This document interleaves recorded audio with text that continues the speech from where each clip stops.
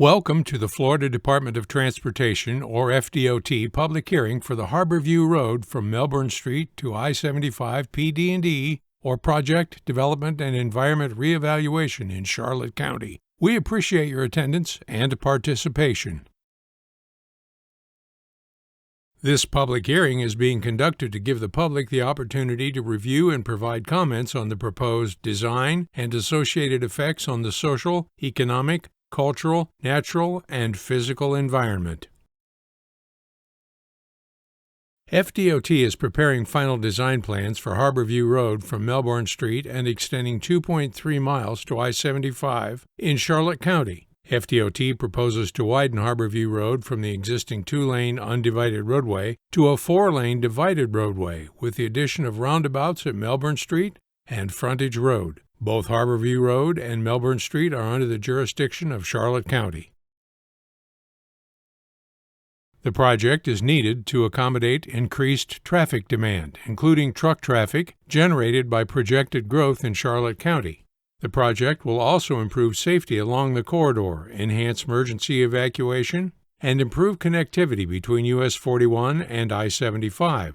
The project is part of the Charlotte County-Punta Gorda Metropolitan Planning Organization's Long-Range Transportation Plan and Transportation Improvement Program, the Charlotte County Comprehensive Plan, and the State Transportation Improvement Program.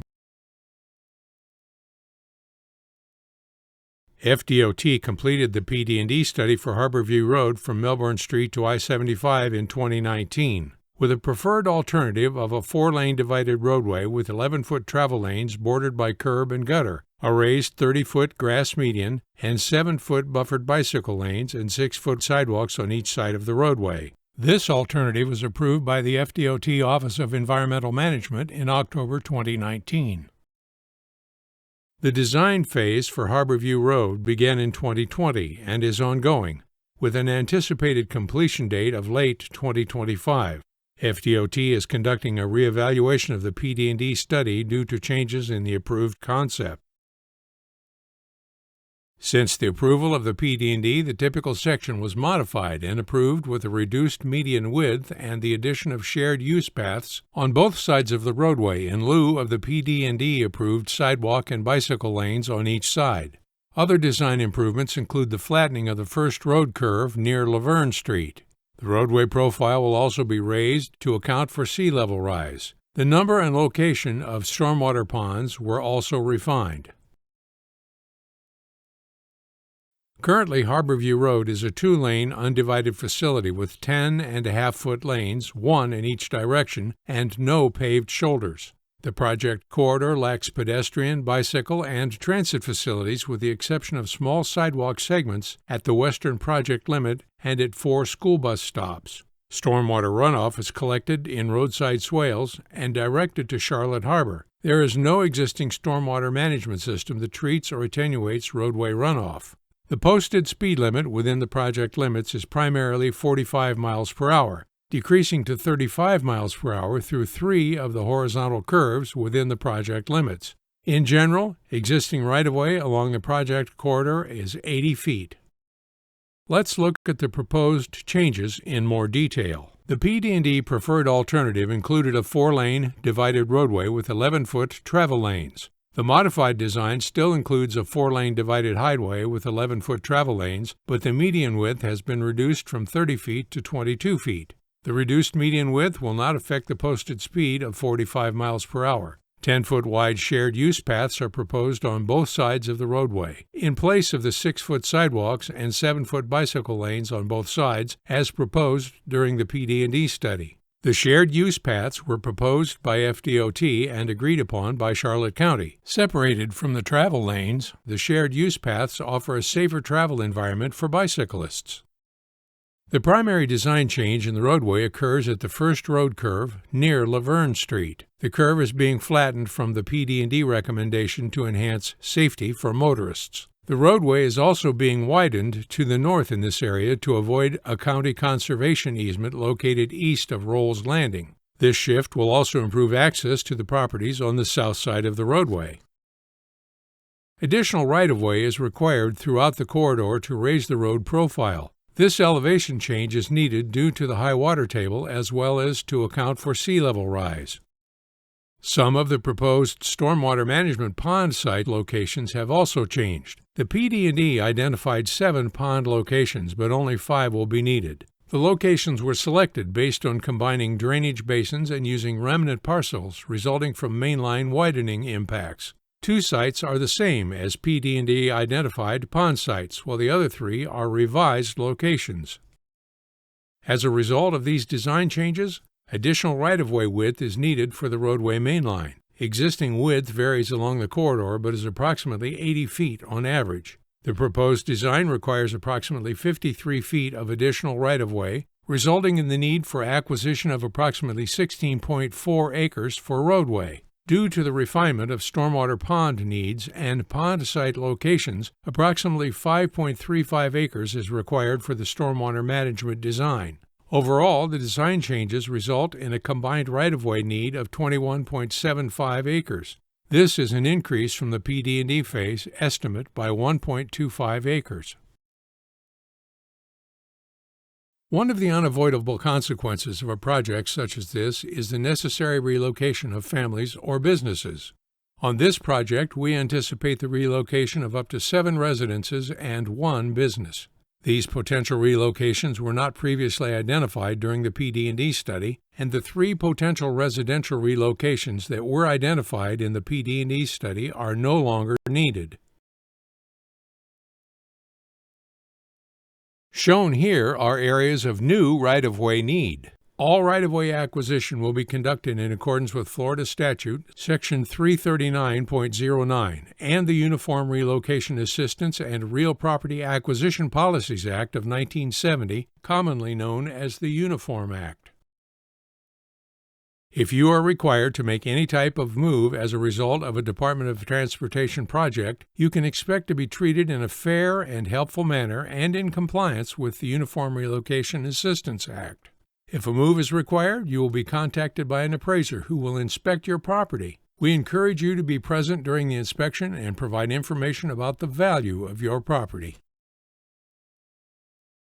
You may also be eligible for relocation advisory services and payment benefits. If you are being moved and you are unsatisfied with the department's determination of your eligibility for payment or the amount of that payment, you may appeal that determination. You will promptly be furnished necessary forms and notified of the procedures to be followed in making that appeal. A special word of caution: if you move before you receive notification of the relocation benefits that you might be entitled to, your benefits may be jeopardized.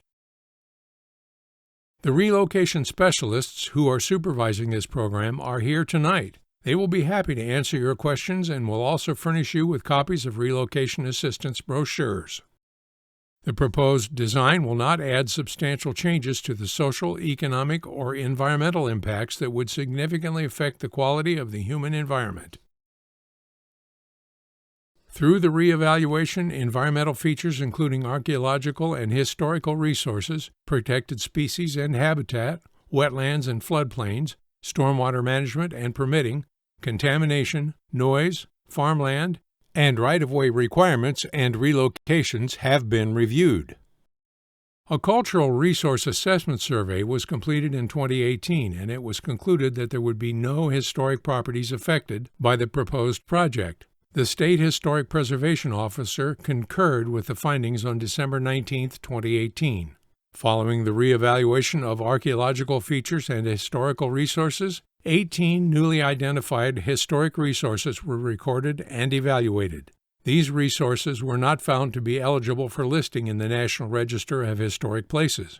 As a result, a finding of no historic properties affected was made, and the State Historic Preservation Officer concurred with this finding on April 26, 2023. A noise study report was completed in October 2018. Noise abatement measures were evaluated and 5 locations were found where barriers are potentially feasible and reasonable. The reevaluation found that these locations remain potentially feasible and reasonable with some minor changes. If you'd like more information regarding traffic noise, please speak with one of our noise specialists here tonight. Noise barrier surveys will be sent to the benefited residences to determine their support for or opposition to construction of the barriers. A contamination screening evaluation report was completed in 2018, which identified 5 potential contamination sites, all with a risk rating of no risk for contamination. Results from the design phase contamination screenings identified 5 additional contamination sites due to proximity of the revised stormwater pond locations. All newly identified sites are considered as no or low risk for potential contamination, with one exception. One contamination site, which was ranked as medium risk, is recommended for testing, and the FDOT project manager and the District Contamination Impact Coordinator will coordinate on further actions that must be taken to address contamination issues. Before construction, specially trained crews will address contamination in this area as required. A natural resources evaluation was completed in 2019 to assess potential impacts to federal and state-listed species. Consultation was initiated with the Florida Fish and Wildlife Conservation Commission, the U.S. Fish and Wildlife Service, and the National Marine Fisheries Service. However, it was determined that consultation would be deferred to the design phase, since detailed information was not yet available for 2 federally listed species, specifically the Florida bonneted bat and the small-tooth sawfish. This information has since been obtained. Project effects have been analyzed, and it has been determined that there will be no adverse effects to any listed species. Similarly, project effects to critical habitat for the small-tooth sawfish and the West Indian manatee were evaluated, and it was determined that the project will result in no adverse modification or destruction of critical habitat. The FDOT will reinitiate consultation with the federal agencies and will continue to work closely with environmental agencies to meet all environmental permitting requirements. The proposed improvement may directly impact approximately 0.5 acres of wetlands and 2 acres of surface waters for a total of 2.5 acres of impact. In addition, the proposed improvement may directly impact 0.3 acres of essential fish habitat. These impacts are all reductions from the original PD&E estimates. The department will take all practical measures to minimize harm to these areas and will mitigate wetland impacts resulting from this project's construction to meet requirements of Florida statutes and the United States Code. An evaluation matrix showing a detailed comparison of the new design changes and the approved PD&E concept is provided in the project handout and is also on display here this evening. The matrix shows the changes in potential effects to the social, cultural, natural, and physical environments, and identifies preliminary estimated costs. At this time, FDOT's adopted 5-year work program includes funding for the design phase in fiscal year 2020 and funding for the right-of-way phase in fiscal year 2024. The construction phase for Harborview Road from Melbourne Street to Date Street is funded in fiscal year 2026. The segment from Date Street to I-75 does not have construction funded at this time. The department anticipates completion of this reevaluation by spring 2024. Also on display are boards with roadway typical sections, right-of-way impact exhibits, roadway design exhibits, project location and floodplain maps, and information on the Title VI federal and state requirements and how to submit project comments. This public hearing is an opportunity for you to ask questions and offer comments on the design changes and reevaluation. Project representatives are available to provide more detailed information and to address your questions. We encourage you to review project information tonight and provide us your feedback. All comments should be submitted or postmarked by Friday, December 15, 2023, to become part of the formal hearing record. All hearing materials presented here tonight are available to the public on the project webpage and will remain posted for your review. The technical documents are also available for review until Friday, December 15, 2023, in person at the Port Charlotte Public Library, located at 2280 Aaron Street, Port Charlotte, Florida, 33952. Monday, Tuesday, Friday, and Saturday from 10 a.m. to 6 p.m., and Wednesday and Thursday from 10 a.m. to 8 p.m. Phone number is 941-764-5562. And at the Punta Gorda Charlotte Library, located at 401 Shreve Street, Punta Gorda, Florida, 33950, Monday and Tuesday from 10 a.m. to 8 p.m., and Wednesday through Saturday from 10 a.m. to 6 p.m. Phone number 941-833-5460.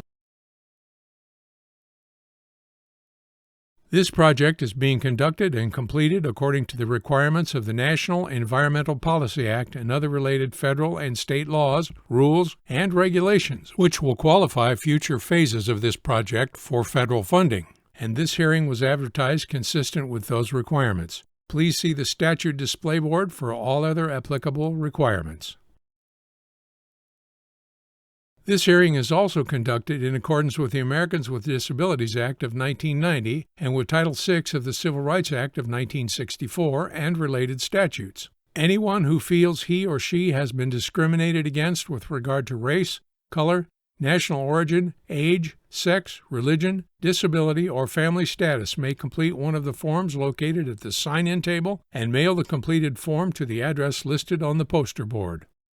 And finally, an FDOT safety moment. This is Older Driver Safety Awareness Week. Connecting Florida's aging road users with safe mobility for life supports safe driving skills and helps them achieve mobility independence so they can continue to get around their communities, whether they are driving or not.